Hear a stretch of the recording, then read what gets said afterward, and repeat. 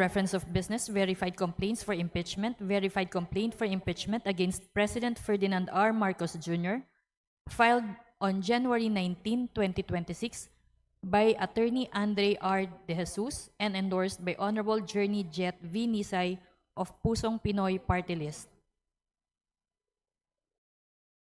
To the Committee on Justice.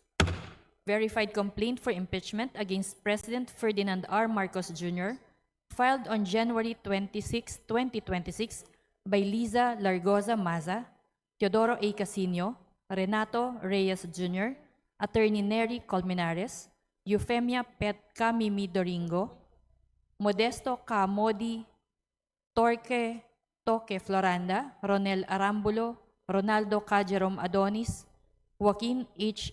Buenaflor, Ming Archie Salvame Gomez, Jem Mia Antonio, Lucky E. Oralier, Clarice Joy A. Palse, Gerard Francis A. Palma, Ruby Ana Bernardo, Vladimir A.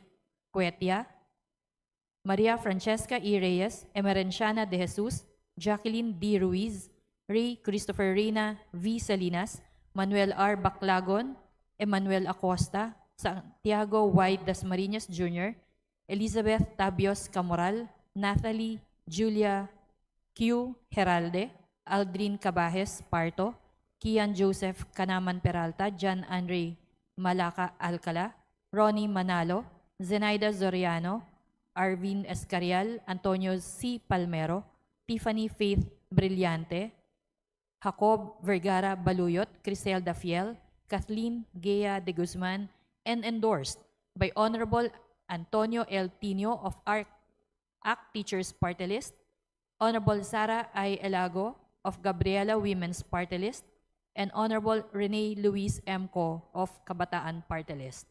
To the Committee on Justice.